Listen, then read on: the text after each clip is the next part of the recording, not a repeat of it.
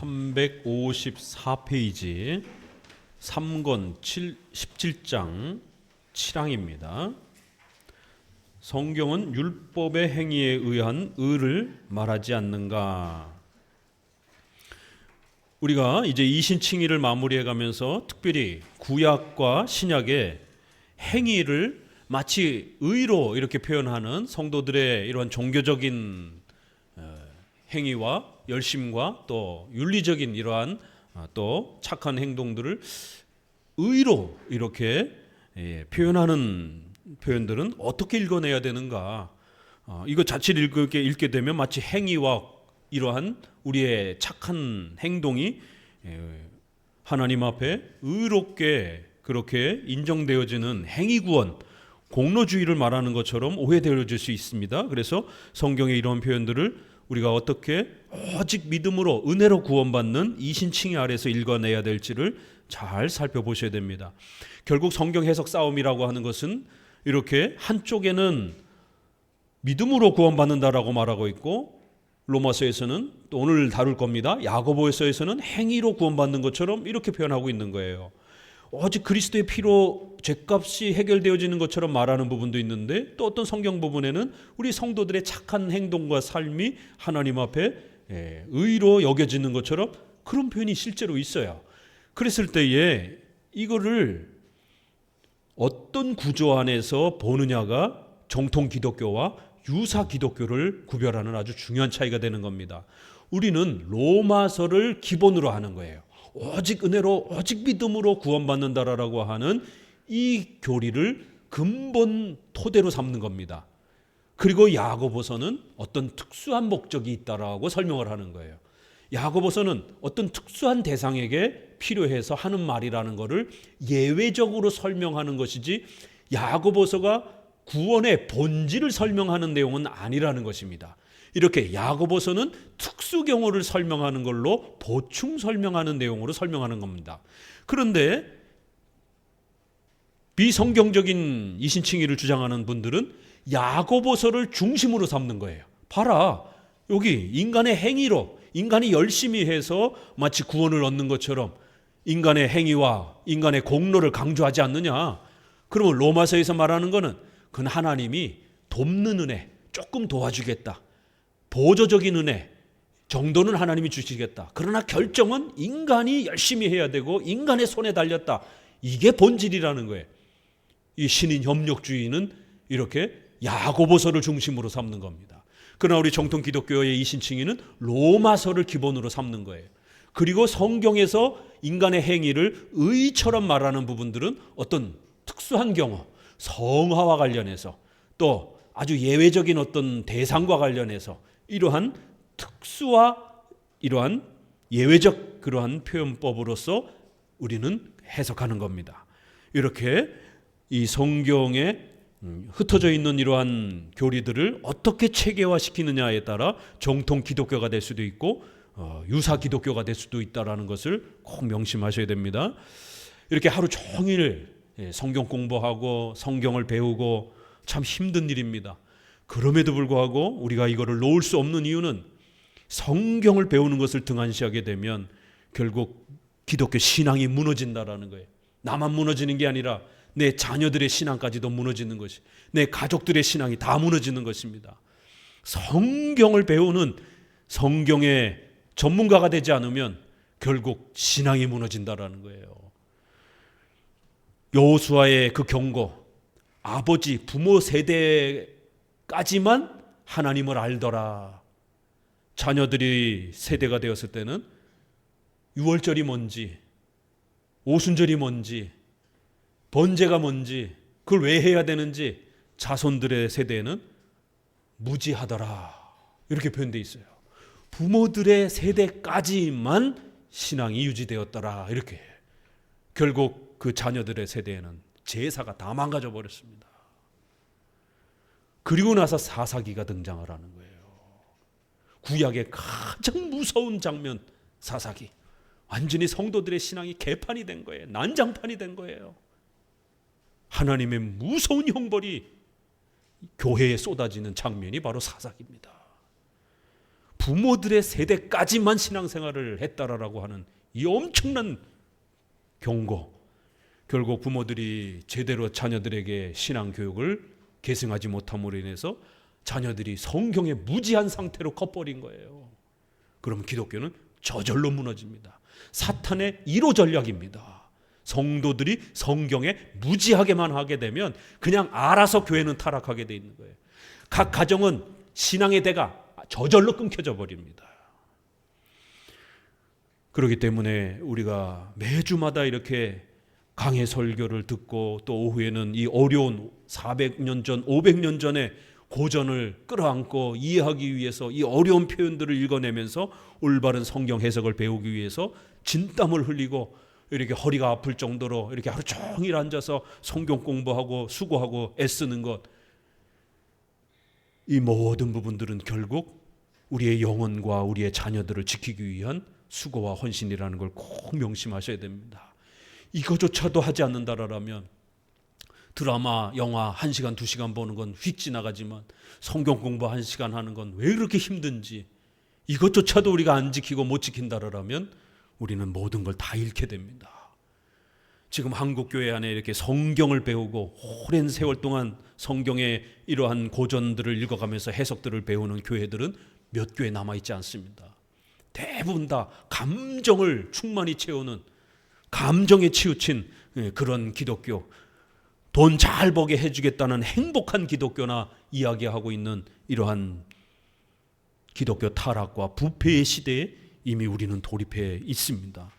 다시 한번 이렇게 우리의 선조들의 글을 읽으면서 이신칭의라고 하는 이 기독교의 본질을 정확하게 이해하고 이거를 잘 깨닫고 이거를 붙잡는 게 무엇인지를 다시 한번 우리 자신을 가다듬으면서 이신칭의 아주 뼛속 깊이 또 깊이 세워가시기 바랍니다. 자, 그럼 이걸 어떻게 읽어야 될 것이냐? 자, 그러나 훨씬 더 어려운 듯한 구절들이 있습니다. 거기서는 선행에 의라는 아름다운 칭호가 붙었고 사람은 그런 선행으로 의롭다함을 얻는다고 선언합니다. 이러니까 어려운 거예요, 성경 해석이. 대부분은 처음 유형에 관한 것인데 계명의 준수를 칭의 또는 의라고 부릅니다. 성도들의 선행을 의라고 불러요. 그러니까 의는 보통 우리가 칭의와 관련해서 많이 썼는데 어떨 때는 성화와 관련해서도 의라는 단어를 쓸 수 있다는 거예요. 그러니까 무조건 의라고 구약의 시편에 많이 나온다고 해서 그거를 칭의의 원리로 바로 끌어다 쓰시면 안 된다는 거예요. 성도들이 성화의 책임과 의무를 이렇게 잘 행하고 있을 때도 성경은 그거를 의라는 단어로 칭찬해주고 부르기도 한다는 거예요. 이게 칭의와 관련된 의라는 표현인지 성화와 관련된 의라고 하는 표현인지를 잘 구별해서 보셔야 된다는 거예요. 계명의 준수를 칭의 또는 의라고 부른다. 둘째 유형의 일례는 모세의 글에 있듯이 우리가 모든 명령을 지키면 그것이 곧 의리의 의로움이니, 이렇게 신명기 6장에 조건절로 이렇게 돼 있어요. 신명기 24장에도 그 일이 잘 지키면 그 일이 내 하나님 여호와 앞에서 내 의로움이 되리라, 이런 표현. 또 시편 106편에 보게 되면 이스라엘의 치욕을 이렇게 비느하스가 창을 들고 가가지고 이방 여인과 간음을 하려고 하는 남녀를 갖다가 창을 찔러서 죽입니다. 그럴 때 비느하스가 의롭다 이렇게 칭찬해 줍니다. 사람을 죽였어요. 그런데 의롭다 이렇게 표현을 하는 거예요. 그렇기 때문에 이러한 표현들을 우리가 잘 읽어내야 된다는 거예요.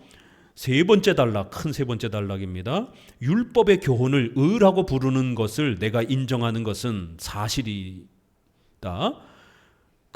사실이 그러함으로 이상할 것이 없다. 성경이 의라고 부르고 있잖아요. 그거 자체를 우리가 부정할 수는 없다라는 거예요. 그렇지만 그 의가 칭의와 관련된 건지 성화와 관련된 건지, 또 법령, 하나님의 명령이 완벽하다라는 그런 개념으로 의라고도 또 이렇게 표현하기도 한다라는 거예요. 그 하나님의 말씀 자체가 완벽한 의로움을 갖고 있다 이렇게 말할 때도 의롭다 이렇게 또 표현한다라는 거예요.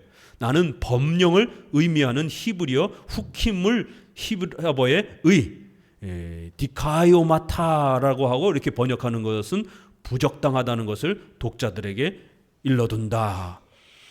왜 그러냐면 참으로 하나님의 율법에 완전한 의가 포함되어 있다는 것을 우리는 부인하지 않는다. 그 율법 자체가 얼마나 완벽한가, 의로운가 이렇게 표현하는 것에 성경은 또 그렇게 표현한다라는 거예요.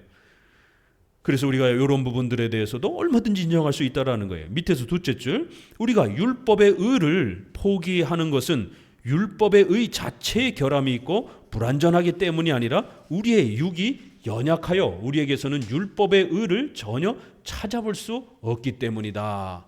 율법 자체는 완벽해요. 우리가 못 성취하고 순종을 해서 문제가 되는 거죠. 그래서 율법으로서는 더 이상 가능성이 없다.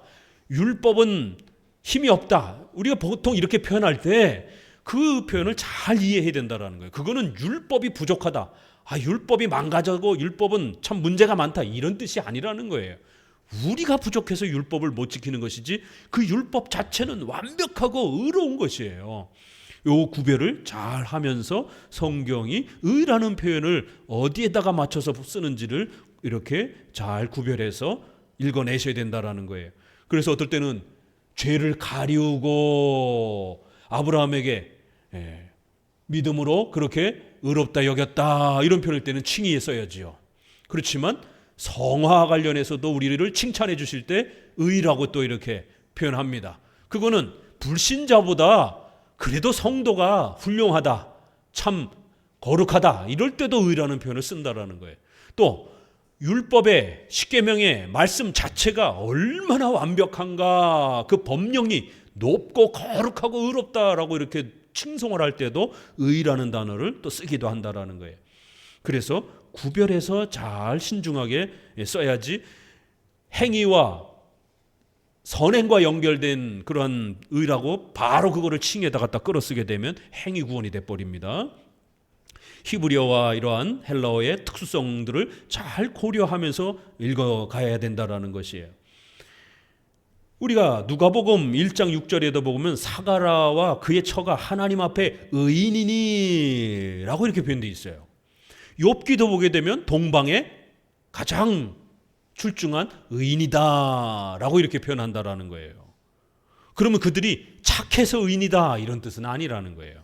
적어도 불신자들보다는 참으로 훌륭하게 살아가는 자들이다 라고도 읽어도 되고, 또 적어도 하나님 앞에 믿음을 가지고 있는 그러한 오직 예수 그리스도로 장차 오실 그리스도를 바라보는 그런 믿음을 가지고 있는 차원에서 또 얼마든지 의인으로서 그렇게 불려질 수 있는 겁니다. 그런 차원에서 의인이다라고 불려질 수 있다라는 거예요.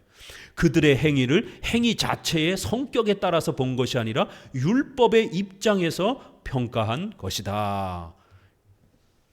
다른 사람보다는, 불신자보다는 그래도 훌륭하다라는 거예요. 성화적 차원에서.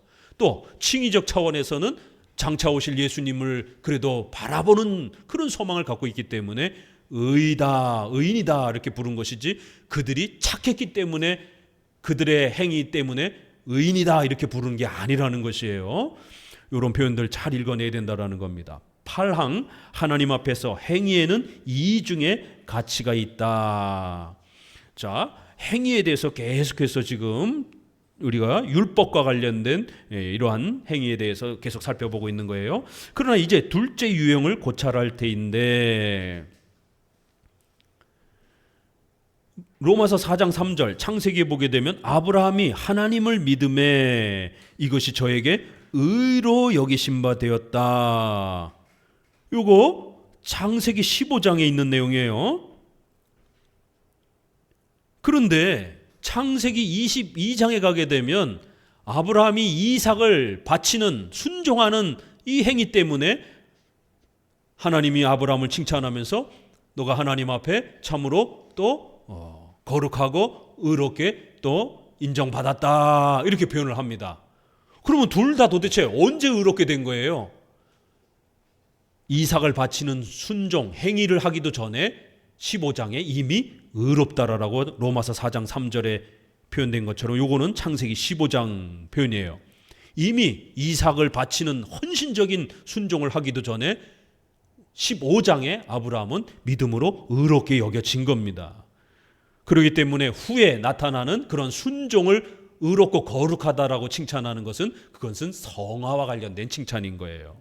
비느하스와 관련해서도 그가 사람을 죽였기 때문에 의롭게 칭찬받고 구원받았다 이게 아니라 악을 처단하는 그러한 지도자로서 교회에 악이 퍼지지 않도록 막은 그러한 훌륭한 행위를 한 거라는 거예요. 성화적 차원에서, 교회의 권징적 차원에서 참으로 훌륭하게 행했다, 이런 칭찬인 것이지, 그 비느하스가 사람을 죽인 것 때문에 구원받은 것처럼 이렇게 설명하면 안 된다라는 거예요.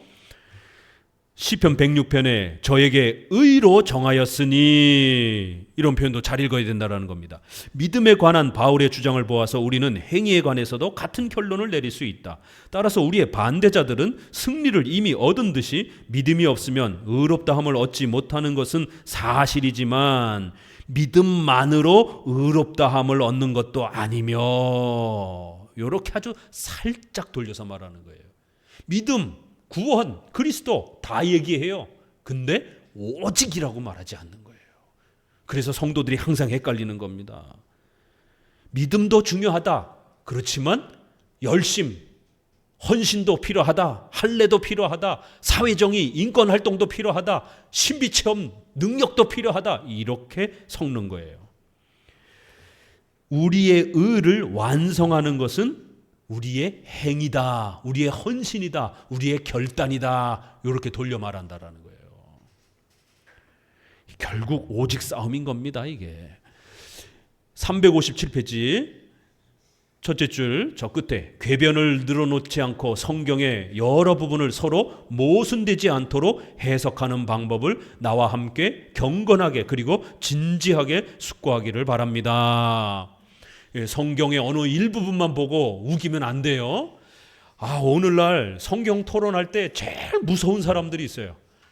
목사님 뭐 그렇게 골치 아프게 그렇게 해석을 합니까? 성경대로 믿으면 돼요. 그냥 무조건. 그게 참 멋있는 말인데, 이거를 나쁘게 사용하게 되면 가장 악하게 사용하게 되고 악하게 그렇게 적용을 합니다. 성경에 방언이 있으면 방언하면 돼요. 뭘 그렇게 어렵게 설명합니까? 왜 성경에 방언이 있는데 자꾸 방언 없다고 목사님은 말합니까? 성경대로 하면 됩니다. 성경대로 믿으면 되지 뭘 그렇게 복잡하게 해석하느냐고. 참 이거 속 답답합니다. 이거 어떻게 설명해야 됩니까? 그래요? 그럼 한 번에 그 주장을 무너뜨릴 수 있습니다. 그렇게 방언 좋아하시면 자, 마가복음 16장 우리 한번 같이 읽어봅시다. 장차 믿는 자들에게는 이런 표적이 따를 것이니, 5개의 표적이 나옵니다. 새 방언을 말하며 예수님이 신약 통틀어서 방언이 앞으로 주어질 것이다라는 것 유일하게 예언해 주신 것이 마가복음 16장입니다. 새 방언을 말할 것이며, 그 다음에 뭐가 또 나오죠? 독을 마셔도 죽지 않고 뱀을 만져도 죽지 않을 것이며 병든 자를 다 치료할 것이다라는 거예요. 왜 방언만 그렇게 물고 늘어지냔 말이에요. 오늘날 방언주의자들. 그래요? 실컷 하세요. 그러면 신약에 있는 모든 그 놀라운 초자연적 은사도 다 주장해야 될 것 아니에요. 거기에 방언만 있지 않습니다. 5가지가 세트로 나오잖아요. 새 방언을 말할 것이며, 독을 먹어도 죽지 않고, 뱀을 만져도 죽지 않고, 거기에서 말하는 뱀의 헬라어의 그 내용이 아주 강독을 가진 그런 맹독성 뱀을 말하는 겁니다. 일반 이런 뱀이 아니라. 100번 우리가 양보해서 방언이 정말 현대 방언이 성경적이라고 인정을 하려면 한 방법밖에 없어요.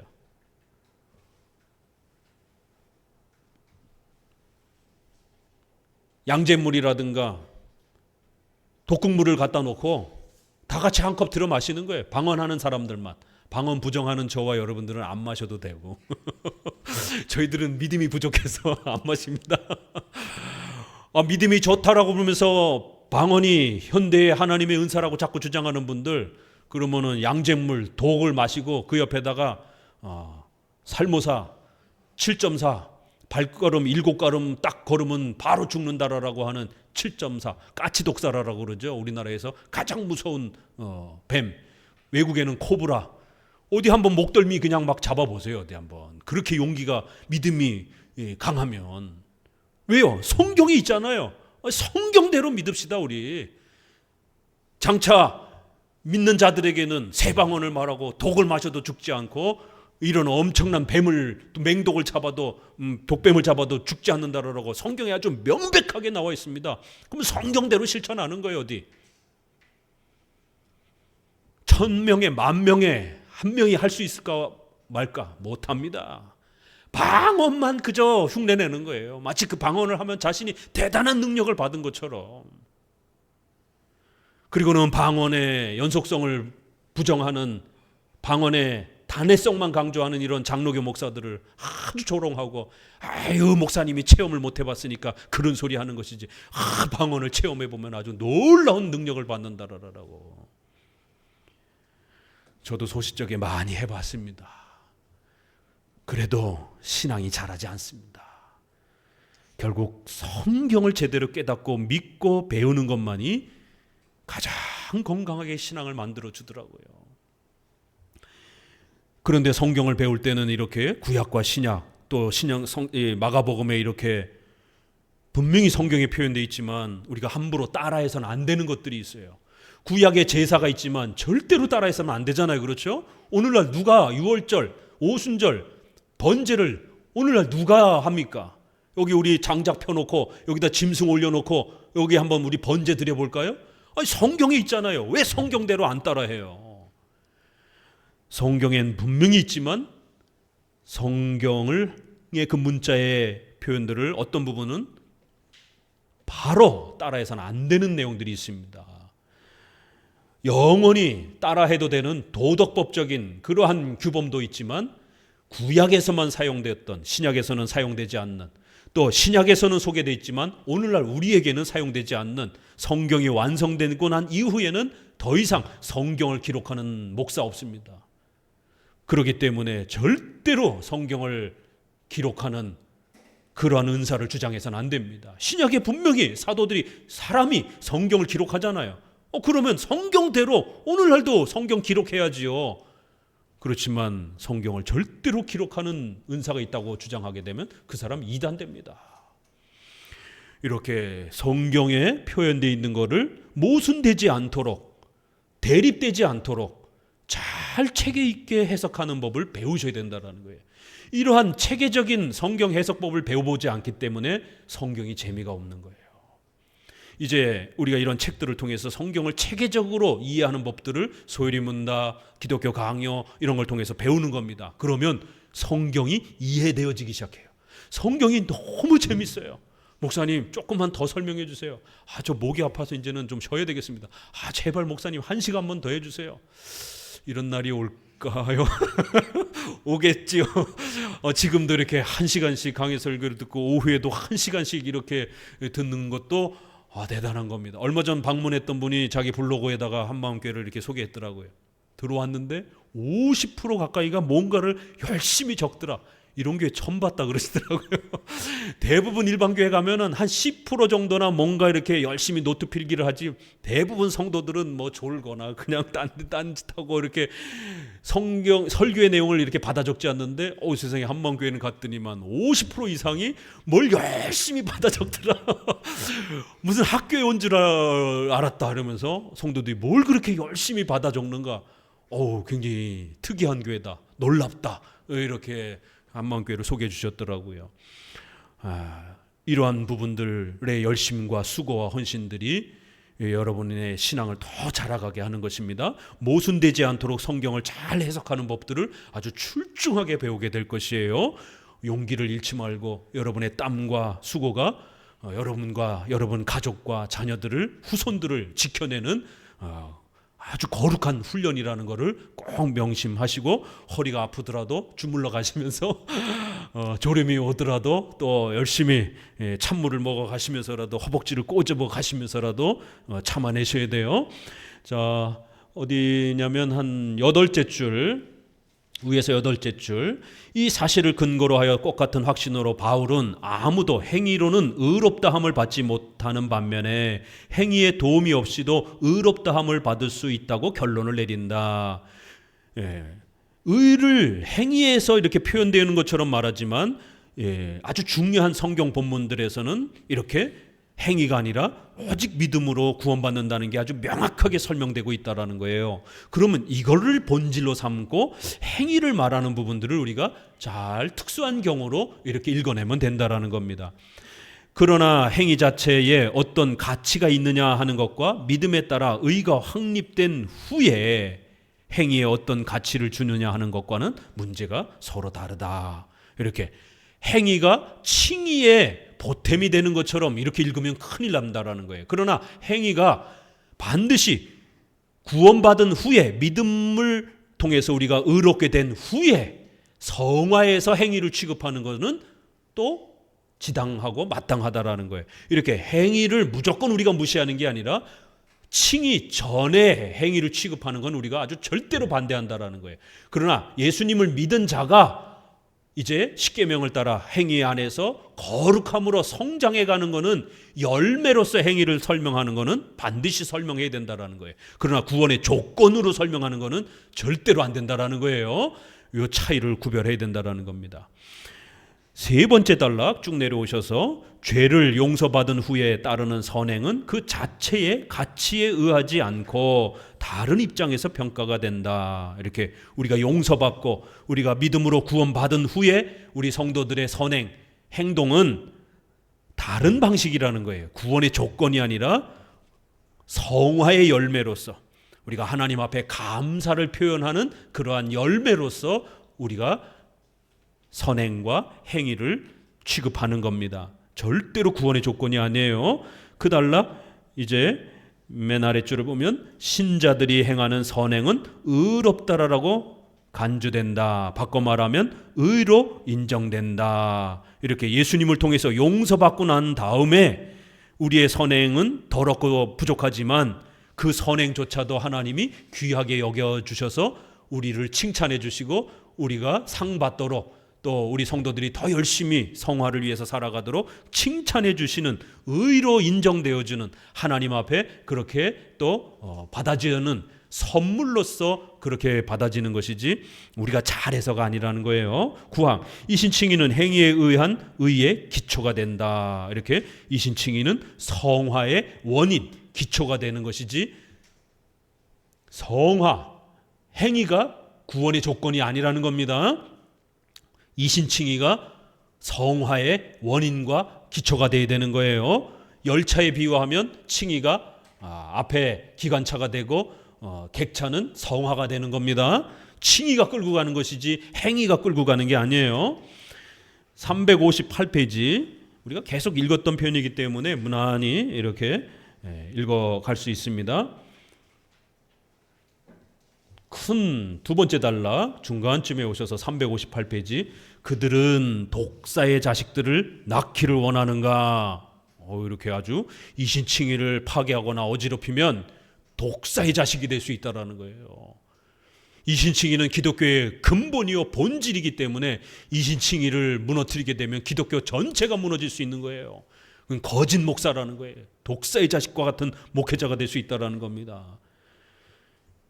불경영한 자들의 발언들은 이 방향으로 기울어진다. 그들은 이신칭의가 행위에 의한 의의 시초이며 기초이며 원인이며 증명해 주는 것이며 본체임을 부인할 수 없다.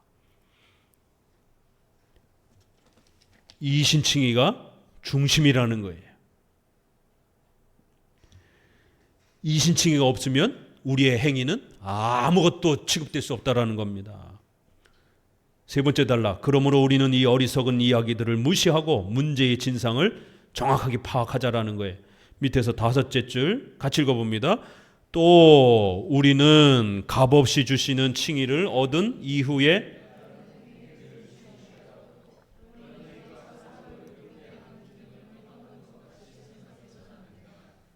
또는 행위가 이 기능을 믿음과 나눈다고 생각해서도 안 된다.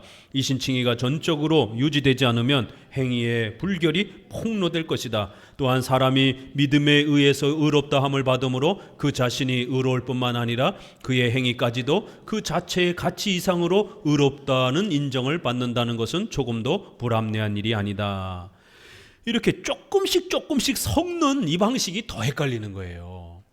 이 신인 협력주의적인 형태로 이신칭의를 자꾸 말하는 사람들 약간씩 섞는 거예요. 값없이 주시는 칭의를 얻은 이후에 쫓아오는 이 행위를 우리가 소중하게 이제 성화에서는 취급해요.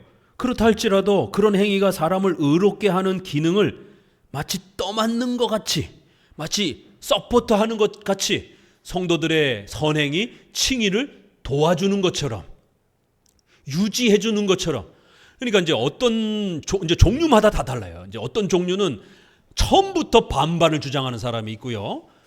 제가 어느 감리교회 예전에 어렸을 때 다녔을 때 감리교회 주보에 칭의는 구원은 은혜로 받고 성화는 행위로 받는다.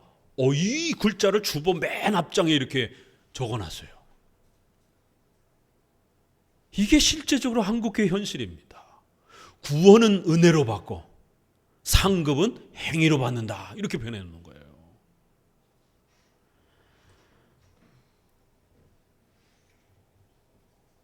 시작은 은혜로 받지만 유지하는 거는 우리 인간의 행위로 유지해야 되는 것처럼, 또 성화는 인간의 행위로 만들어가야 되는 것처럼, 아니요, 칭의, 성화 모두 그리스도의 은혜와 성령 하나님의 불강력적인 은혜로 그렇게 받아지는 겁니다. 우리가 하는 조그마한 헌신도 우리가 예수님을 믿는 사람이기 때문에 받아주는 것이지, 예수님 안 믿으면 그 행위가 하나님 앞에 받아들여지지 않습니다. 마치 떠맡는 것처럼, 서포트 해주는 것처럼, 보조적으로 도와주는 것처럼, 또는 행위가 이 기능을 믿음과 반반씩 나눠서 역할을 하는 것처럼, 이렇게 아주 온갖 말로 돌려가면서 결국 믿음 반, 행위 반, 반반 신앙을 주장을 하는 거예요. 최근에 이 기독교 강요 구원론을 지금 우리가 다루고 있잖아요.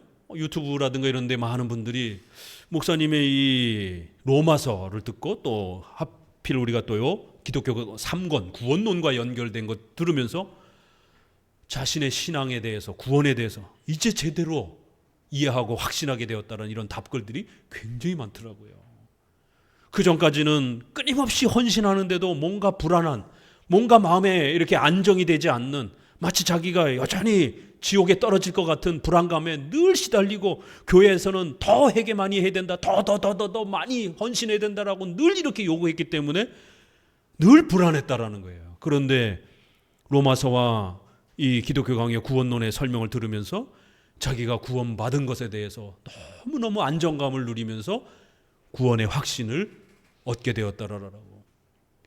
돌아보니 자기가 자기의 행위와 교회 봉사와 헌신을 갖고 그게 마치 자기의 어떤 구원의 이러한 보증이 되는 것처럼 그렇게 착각하고 생각하고 있었다라고 하면서 이신칭의를 이제서 제대로 깨닫게 됐다라고 이렇게 답을 주시는 분들이 의외로 꽤 많습니다.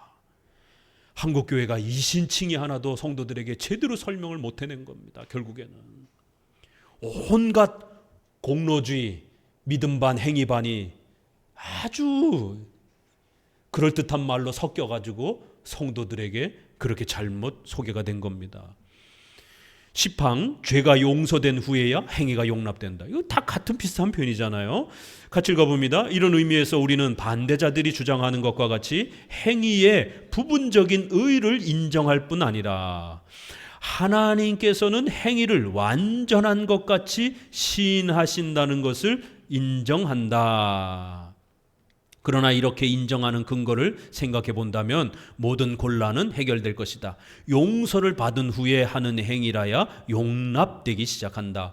그런데 하나님께서 우리와 우리의 모든 것을 그리스도 안에서 보시지 않는다면 이 용서는 어디서 오는가? 이렇게 분명히 구약에 성도들이 착하게 사는 것을 의라고 이렇게 표현하는 부분이 있어요. 그런 것을 우리는 행위의 이신칭의 조건으로 읽는 게 아니라 이신칭의 결과로 열매로 성화해서 읽어내는 거예요. 다 예수님 앞에 우리가 용서받은 후에 이렇게 하나님 앞에 받아지는 그런 행위로서 읽어내면 충분히 우리가 그런 표현들도 다 오직 은혜로 이신칭의 안에서 읽어낼 수 있다라는 겁니다. 갑자기 그런 구절을 읽는다 해서 우리가 당황하면서 행위구원처럼 성경이 설명하는 것처럼 오해하거나 당황하지 않으셔도 괜찮다라는 겁니다. 두 번째 단락 세 번째 줄 보면 시편 32편 구약에도 그렇게 행위와 관련해서 의라고 표현합니다. 시편에 그 유명한 표현 있죠. 누가 성전에 들어갈 것인가? 누가 문에 다다를 것인가? 여호와의 문들아 문을 열지어다. 손이 깨끗한 자가 그 성전에 들어간다. 이렇게 표현합니다.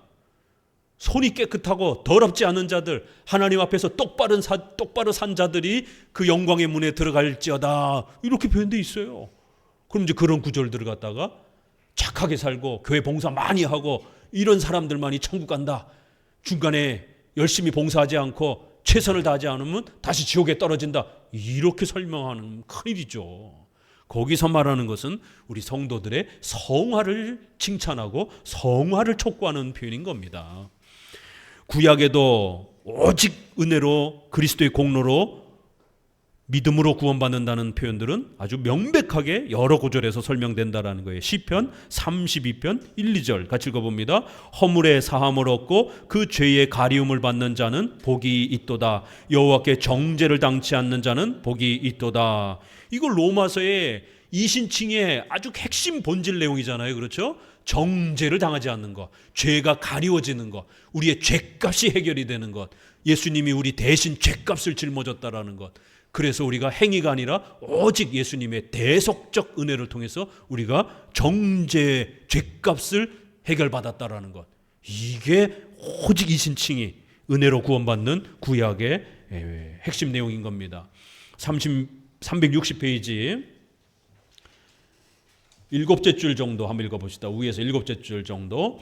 성경에서 격찬하는 모든 복도 사람이 죄를 용서받고 복을 받기까지는 아무 소용이 없으며 사람에게 아무 유익도 주지 못한다. 그러나 죄의 용서를 받음으로써 복을 받은 후에는 다른 복들도 자리를 얻을 수 있다. 그러므로 죄의 용서로 얻은 복은 최고의 또 가장 중요한 복일 뿐 아니라 유일한 복이라고 결론을 내릴 수 있다. 이렇게 정죄를 받지 않는 것, 오직 그렇게 죄값을 해결받는 이 복이, 죄가 용서되어지는 이 복음이 가장 중요한 복의 본질로 소개하고, 그리고 그 다른 열매들을 소개하는 이런 구조라는 것이에요.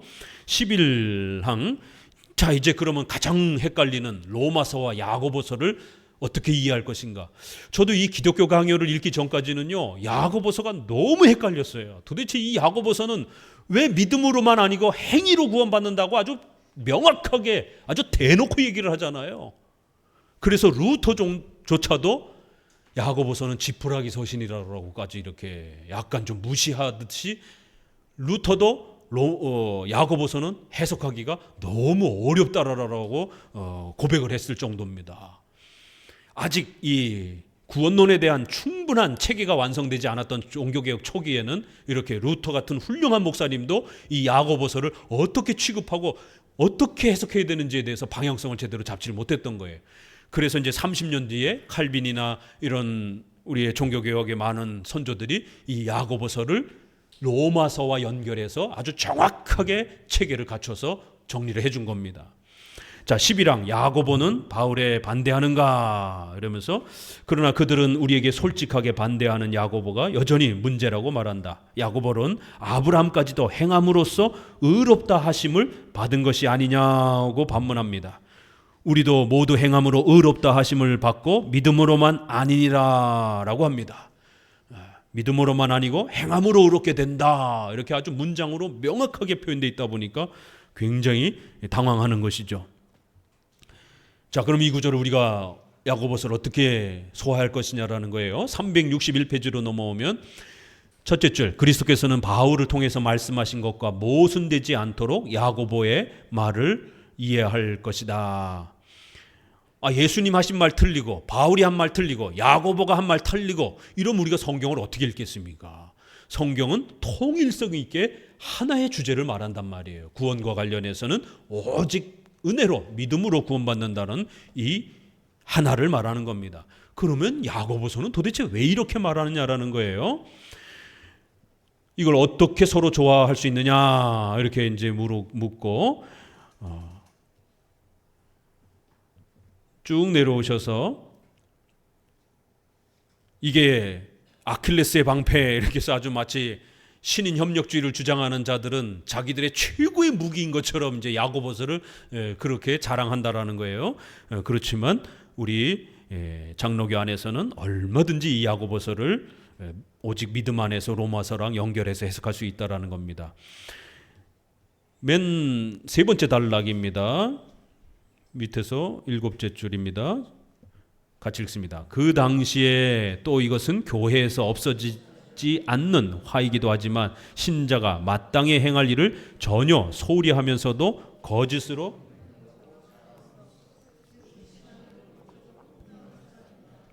야고보는 여기서 이런 사람들의 어리석은 확신을 조롱한다. 그러므로 그의 의도는 진정한 믿음의 힘을 약화시키려는 것이 아니라 이 경박한 사람들의 내용 없는 믿음의 모양만을 자랑하고 그것으로 만족하며 방탕한 생활에 자신들을 내맡기고도 태어난 그 어리석음을 폭로하려는 것이었다. 오늘 오전 설교 말씀하고 연결이 되는 거예요. 오늘 우리 시대에도 믿음이 있다라고 자랑은 하고 떠들어대지만 성경에 무지한 사람들이 얼마나 많습니까? 이렇게 성경에 무지하고 또 성화에 대한 이런 책임감을 실천하지 않는 이런 신비주의자들, 이상한 체험만 많이 하고 방언 많이 하고 그러니까 나는 신자다라고 자랑하면서 그리고는 예배 끝나고 나서 막 싸우고 집에 가서 부부싸움하고 이러한 신비체험과 은사체험만 강조하는 자들을 향하여 너희들 신앙 가짜다라고 책망하는 거예요. 아니 믿음이 있다라고 그렇게 자랑하면서 어떻게 성경에 대한 지식과 성경의 핵심 교리를 이렇게 무지하게 모를 수가 있느냐. 또 예수님 믿는 사람이라고 그러면서 어떻게 맨날 부부싸움 하느냐. 어떻게 예수님 믿는다고 하면서 방언 받았다라고 은사 받았다라고 막 엉엉 불고 막 눈물 흘리면서 그렇게 방언으로 서너 시간 기도해놓고 예배 딱 끝나고 돌아가는데 차 빼는데 앞에서 안 빼준다고 막 소리 지르고 싸우고 짜증내고 이게 무슨 은혜 받은 사람의 모습이냐라는 거예요. 이건 가짜다라는 거예요. 적어도 신자라면 그럴 수 없다라는 겁니다.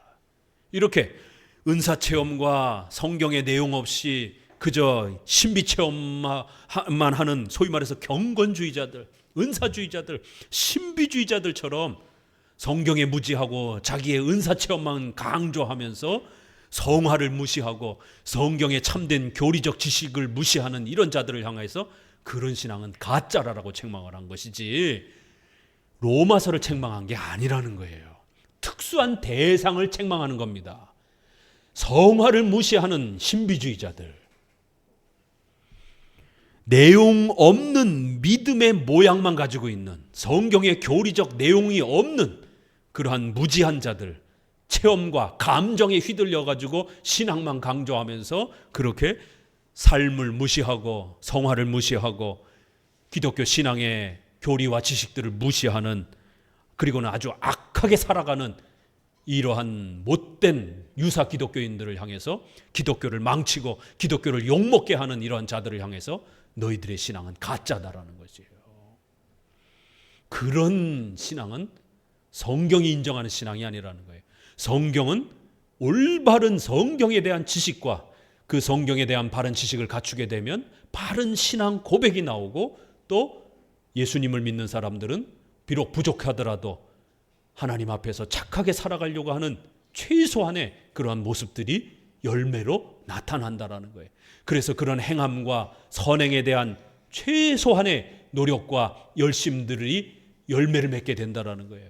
그러한 걸 무시하고 그냥 맨날 체험만, 은사 체험만, 은사만 받은 것만 강조하고 10시간 그렇게 방언으로 기도한 것만 자랑하고, 이러한 형태들은 거짓된 신앙이라는 겁니다. 이 어리석음을 폭로하려고 하는 것이지 로마서를 공격하는 게 아니라는 거예요. 이 배경을 이해한다면 362페이지, 우리의 반대자들의 잘못이 어디에 있는지를 알 수 있습니다. 그들은 이중의 오류, 즉 첫 번째는 믿음이라는 말에서, 둘째는 의롭다함이라는 말에서 오류에 빠졌습니다. 여기에서 믿음이라고 쓸 때도 야고보서가 저들의 신앙을 진짜여서 인정해 주는 게 아니라, 너네들이 믿음이 있다라고 주장하니까, 그래, 그런 믿음이 그게 제대로 된 믿음이냐? 그런 정도의 믿음이면 귀신들도 믿겠다. 귀신들도 하나님이 존재하는 것은 인정하니까요. 그런 정도의 믿음이라면 귀신들도 가지고 있다라는 거예요. 그런 형태의 믿음으로는 구원받지 못한다라는 겁니다. 그래서 믿음이라는 것도 저들이, 반대자들이 박박 우기면서 자기들이 믿음이 있다라고 주장하니까 그들을 책망하기 위해서 너희들의 주장하는 그러한 믿음이라는 게 표현하는 것이지 성경적인 믿음을 말하는 건 아니라는 거예요. 그렇기 때문에 그 단어를 어떤 배경 아래에서, 어떤 대상 아래에서 쓰고 있는지를 잘 읽어야 된다는 거예요. 성경은 반어법적인 표현도 많습니다. 조롱하듯이 풍자적인 표현도 많아요. 그래, 너네가 그렇게 의롭다라고 자랑해? 그러한 의를 그래 어디 한번 따져보자, 이렇게 인정해 주는 듯한 표현이 있는 겁니다. 그래, 너네가 그렇게 자랑 많이 해? 고린도후서 요즘에 우리가 수요일날 읽잖아요. 그러면 나도 어디 한번 자랑 좀 해야 되겠다. 나도 유명한 가말리엘 문화에서 배웠고, 나도 율법의 선생이고, 나도 오랫동안 제사에 참여했고, 바울이 자랑하는 거예요. 왜? 반대자들이 아주 기고만장하게 자랑을 했기 때문에. 그렇다고 성도들이 이러한 쓸데없는 자랑을 해도 된다는 말은 아니에요. 반대자들이 너무 쓸데없는 자랑을 하니까 바울이 그걸 그냥 반어법적으로 조롱하듯이, 그래? 자랑 그렇게 많이 해? 니네들이 학연, 지연, 혈연을 가지고 그렇게 자랑 많이 해? 나도 자랑할 게 어마어마해. 너네가 그렇게 그런 기준에 따라 하게 되면 나도 최고의 가문에서 나도 훈련받은 사람이야. 이 사람아, 나도 유대 전통 출신이야. 나는 어려서부터 로마 시민권을 가지고 있는 사람이야. 이렇게 그들의 자랑을 혈통 대 혈통으로, 학력 대 학력으로 반박을 해버리는 것이지, 성도들이 기고만장해서 자랑해도 된다는 말은 아니에요. 이렇게 성경은 반대자들의 말을 조롱하기 위해서, 그들을 책망하기 위해서 그걸 끌어다가 이렇게 또 쓸 때도 있기 때문에 어떤 문맥에서 그 단어를 쓰는지를 우리가 신중하게 읽어야 돼요. 진정한 믿음과는 거리가 먼 허망한 견해를 사도가 믿음이라고 부르는 것은 일종의 양보적 표현이라는 거예요. 저들을 조롱하고 책망하기 위해서 그냥 사용하는 정도이지, 저들의 믿음이 진짜여서 믿음이라는 단어를 그대로 사용하고 있는 건 아니라는 겁니다. 야고보서 2장 19절에 그런 믿음은 귀신들이 가진 지식보다도 못하다라고 이렇게 조롱하고 있는 것이다라는 거예요. 그런 믿음은 죽은 것이다라고 20절에도 이렇게 책망한다라는 겁니다. 밑에서 6째 줄 읽어봅시다. 진정한 믿음이 사람을 의롭게 하는 것은 다만 우리를 그리스도께 결합시킬 때뿐이며 그와 하나가 됨으로 말미암아 우리가 그의 의에 참여하기 때문이 아닌가. 그러므로 진정한 믿음이 의롭다 하는 것은 하나님의 본질을 알기 때문이 아니라 하나님의 자비를 확신하기 때문입니다. 그래서 야고보서도 여러분 자세히 읽어보면은요, 1장 2장에 은혜로 얻었다 이런 표현이 나와요. 야고보서에서는 행함만 세게 강조한 게 아니에요. 오히려 1장 2장에 그렇게 살짝 우리가 은혜로 얻은 것은, 이런 표현들, 또 우리가 믿음으로 그렇게 그리스도를 통해서 얻었다, 이런 표현이 분명히 나옵니다. 그리고는 이제 쓸데없이 이렇게 체험만 강조하는, 행위를 무시하는 무율법주의자들, 십계명을 무시하고 성화를 무시하는 무율법주의자들, 소위 말해서 신비주의자들을 책망하는 겁니다. 이 야고보서는 12항 의롭다함이라는 말을 야고보는 바울과 다른 뜻으로 쓴다. 행위를 소중하게 여기라고 하는 성화를 강조하기 위해서 이 의롭다라는 단어를 쓰고 있다라는 거예요. 로마서는 칭의의 본질을 설명하기 위해서 의롭다라는 단어를 쓰는 거고요. 이렇게 의라는 단어를 칭의와 성화에서 이렇게 또 성경은 쓰기도 한다라는 거예요. 넘어가 보시게 되면 363페이지 어디를 보시느냐면 야고보서 2장 23절 한 10째 줄 정도 되나요? 야고보서 2장 23절에 그 윗절 보면 2장 21절 그래서 아브라함이 하나님을 믿으니 이것을 의로 여기셨다는 성경 말씀이 이루어졌다고 한다. 그래서 만일 결과가 그 원인보다 먼저 있다는 것이 불합리하다면 모세가 여기서 믿음이 아브라함에게 의로 인정되었다고 하는 증언이 거짓말이거나 그렇지 않으면 이삭을 제단에 드림으로써 나타난 복종에 의해서 의를 얻은 것이 아니다. 결과를 원인처럼 이렇게 표현하는 성경의 표현들이 굉장히 많아요. 이것 때문에 많이 헷갈리기도 합니다. 결과, 성도들이 믿는 자들이 성화의 열매를 맺을 때 그러한 착한 삶, 양보하고 참고 이러한 성도들의 헌신을 하나님이 아주 많이 칭찬해 주는 거예요. 그건 우리 예수 믿는 사람들의 열매잖아요. 그 결과, 열매를 원인처럼 칭찬해 주는 거예요. 네가 착해서 칭찬해 준 것처럼. 이건 하나님이 우리를 아주 최고의 놀라운 방식으로 우리를 칭찬해 주는 거예요. 하나님이 다 줘놓고 마치 우리가 잘해서 상 받은 것처럼. 그래서 우리가 더욱 격려받도록.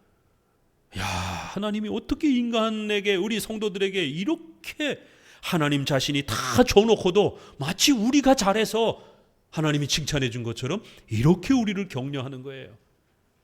결과를 원인처럼 이렇게 돌려서 하나님이 말씀을 하시는 그런 칭찬들이 굉장히 많습니다. 주기도문에 앞서서도 설명드렸죠? 우리가 우리에게 죄 지은 자를 용서해 준 것처럼, 우리가 나랑 불편한 사람들 내가 많이 용서해 준 것처럼 하나님 우리의 죄를 용서해 주세요. 이것도 거꾸로 설명한 겁니다. 우리가 내 주변에 내가 미워하는 사람들 하나님 내가 많이 용서해 줬으니까 하나님 저의 죄도 용서해 주세요. 이건 문자 그대로 읽으면 공로주의가 됩니다. 내가 용서 많이 했으니까 하나님 내 죄도 용서해 주세요. 주기도문에 이건 하나님이 거꾸로 표현한 거예요. 우리가 하나님 앞에서 죄 용서를 많이 받고 예수님을 통해서 용서를 많이 받았으니까 나한테 좀 불편한 사람도 용서해 주라는 거예요. 이거를 거꾸로 뒤집어서 말씀을 하신 거예요. 네가 얼마나 훌륭한 신자인지 정말 힘든 사람도 용서를 많이 했구나. 그건 바로 너가 예수님을 잘 믿고 있다는 증거다. 이거 용서하는 거 쉬운 일이 아니다. 우리한테 불편한 사람들 용서하는 거 어디 쉽습니까? 근데 그거는 예수님을 잘 믿었기 때문에 가능한 일이라는 거예요. 이렇게 용서를 많이 했으니까 이제 너의 죄도 용서해주고 또 상도 많이 주겠다. 마치 우리가 용서를 잘해서 하나님 우리를 상 주는 것처럼. 근데 결국 그것은 거꾸로 적용되는 거예요. 우리가 예수님을 통해서 엄청난 은혜를 많이 받았기 때문에, 용서를 많이 받았기 때문에 나한테 조금 잘못한 사람도 우리가 용서를 할 수 있게 되는 거예요. 그런데 하나님이 우리를 칭찬해 줄 때는 우리가 너무너무 참고 인내하고 헌신해서 불편하지만 그리스도인으로서 그래도 용서하려고 애쓴 것에 대해서 너무 참 잘했다, 너가 정말 잘했다, 이렇게 칭찬해 주는 거예요. 그래서 로마 가톨릭은 이걸 있는 그대로 읽어내가지고 봐라, 용서를 많이 해야 구원받는다, 용서 못하면 지옥 간다. 여러분 가족 중에 이웃 중에 미워하는 사람 한 사람도 있느냐? 지옥 간다라는 거예요. 고해, 그럼 어떻게 되죠? 고해 성사 받으라는 거예요. 이렇게 조작합니다. 그러나 우리는 주기도문의 그 표현은 문자 그대로 읽어서는 안 되고 그거는 거꾸로 뒤집어서 읽어야 된다는 거예요. 왜요? 하나님이 우리를 칭찬해 주는 표현이라는 거예요. 그 표현은 우리가 잘해서 용서해 주겠다는 게 아니라 예수님을 통해서 우리가 너무 많이 용서를 받았기 때문에 그 열매로서 이웃을 용서하라는 것이에요.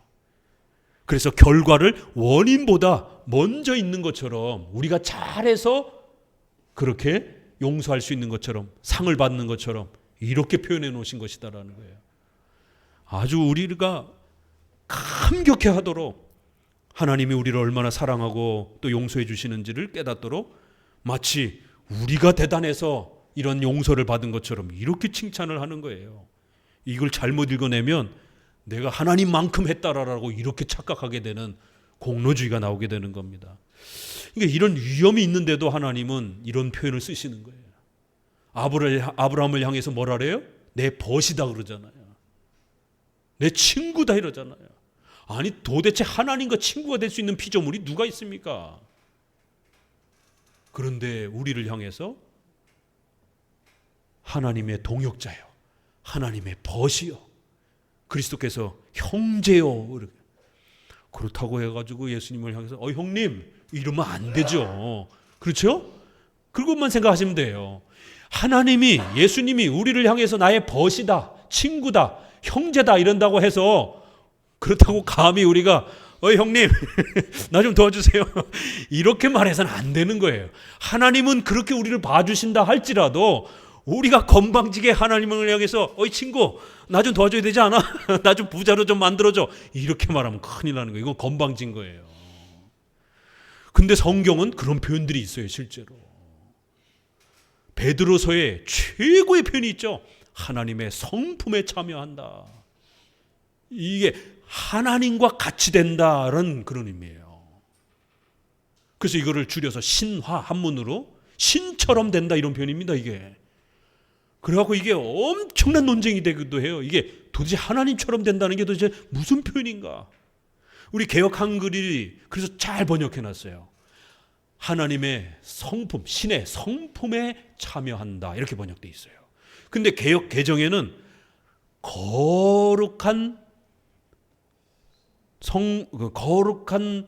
거룩에 참여한다 뭐 이렇게 번역을 해놨어요.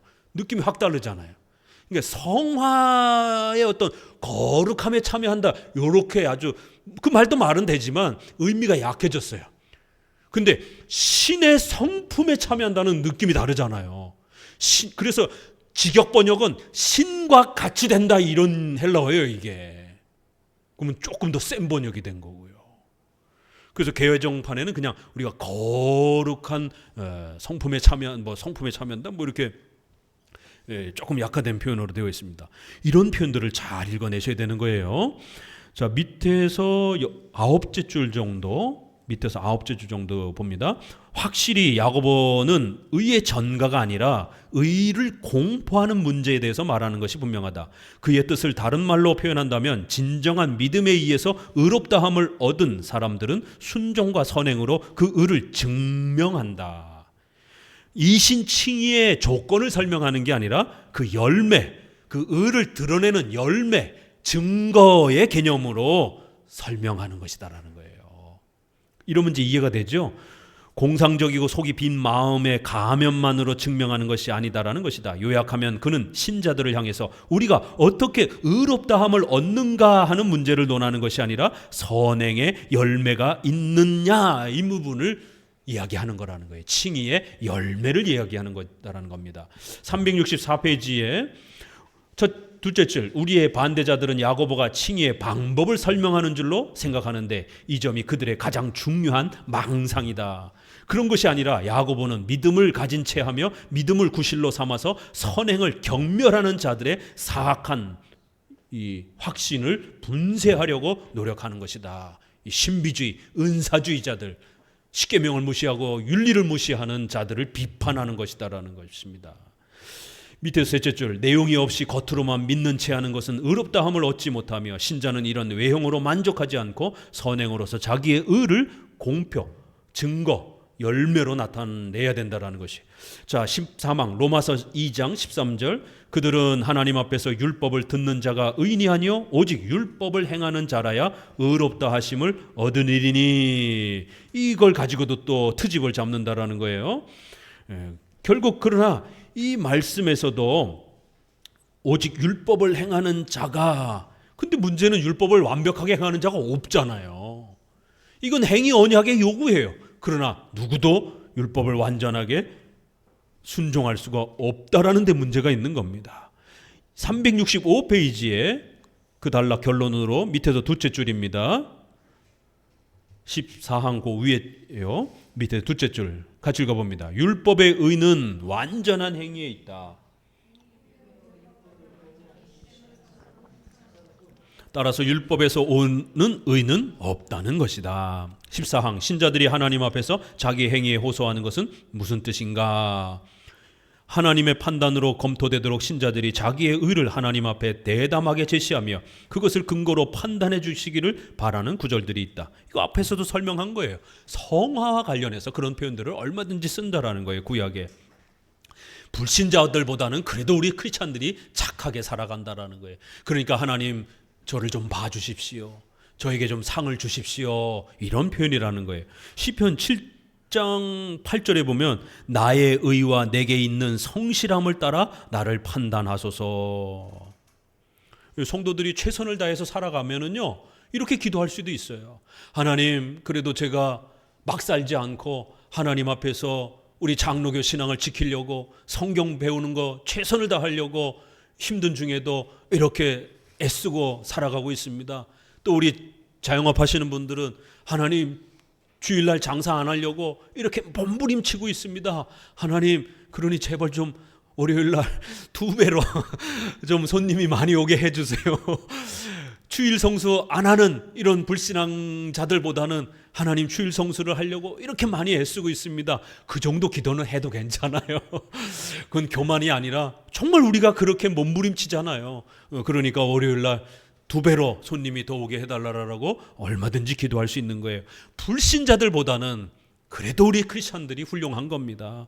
그러니 하나님 우리의 이러한 적은 그러한 순종과 헌신이랄지라도 하나님 받아주시고 우리에게 복을 주시고 우리의 어려움을 하나님 도와주세요. 이렇게 기도하셔도 괜찮은 겁니다. 성도들이 그렇게 부족하지만 최선을 다하면서 살아가는 것 그거 굉장히 귀한 겁니다. 17장 1절 여호와여 정직함을 들으소서. 17장 3절 흠을 찾지 못하였나이다. 내 손에 깨끗함을 쫓아 갚으셨나이다. 시편 18편 스스로 내가 죄악에서 지켰나이다. 내가 나의 완전함에 행하였으며. 이거 굉장히 많잖아요. 우리 이미 시편에서 이런 부분들 많이 봤어요. 자, 두 번째 단락 나는 위에서 성도들이 행위에서 얻은 듯한 확신에 대해서 말했다. 여기서 인용한 증거들을 그 전후 관계에 따라서 보통 말하듯이 경우에 따라서 이해한다면 우리는 큰 방해가 되지 않을 것이다. 문맥만 잘 살펴보면 얼마든지 이신칭의를 건들지 않고도 우리가 잘 읽어낼 수 있다는 거예요.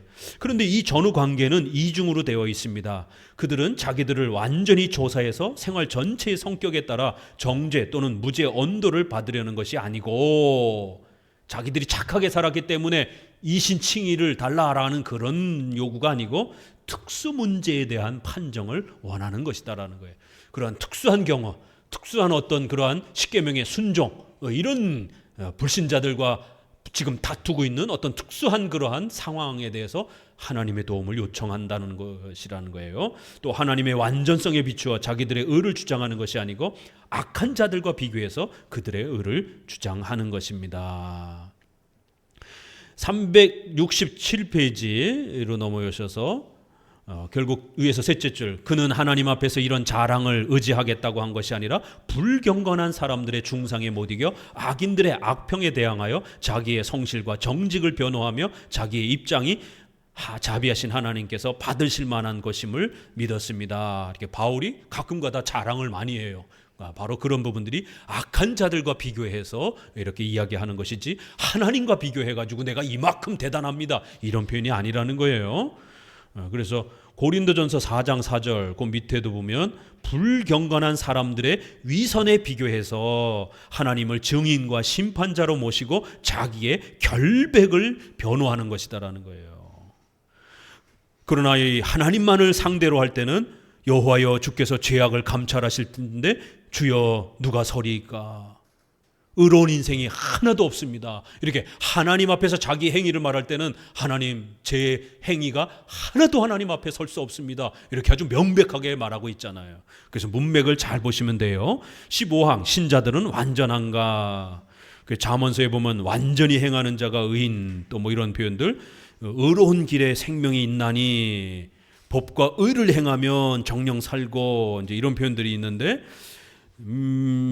두 번째 단락 읽어봅니다. 밑에서 여섯째 줄이죠. 그뿐 아니라 신자들을 위해서는 완전한 생활이 비록 부분적이며 불완전한 것일지라도 영생을 향해서 일보 전진하는 것임을 우리는 부인하지 않는다.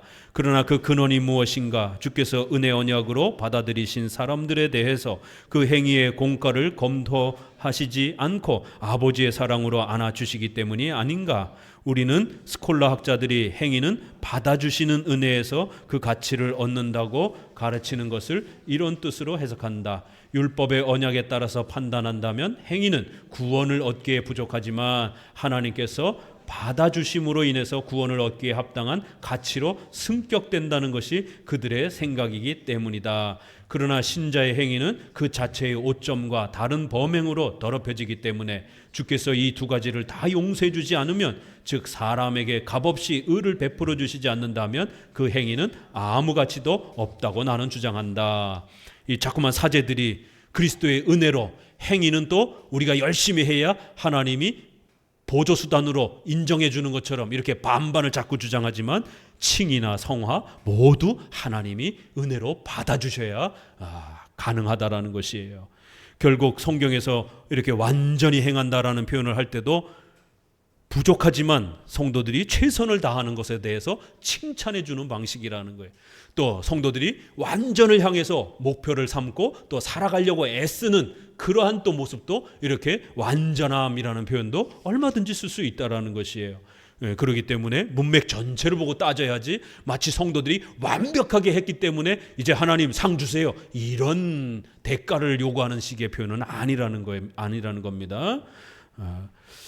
두 번째 단락, 또 여기서 사도가 신자들의 완전성을 원함으로 신자들이 주의 날에 흠이 없고 책망할 것이 없는 사람이 되기를 바란다라는 이제 이런 성경의 다양한 구절들은 또 성화의 최종적 완성을 기도로 요청하는 그런 기도문들도 많아요. 지금은 완전하지 않지만 우리 성도들이 계속 성장하면서 완전하게 해주세요 라고 이렇게 기도로서 요청하는 것이지, 완전하기 때문에 이러한 부분들을 대놓고 요구하는 그런 게 아니라는 거예요.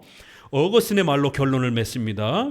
밑에서 셋째 줄 같이 읽습니다. 그는 우리가 성도들의 덕을 완전하다라고 할 때에 이 완전성에는 성실하고 겸손하게 불완전함을 인정하는 것도 포함된다고 하였다.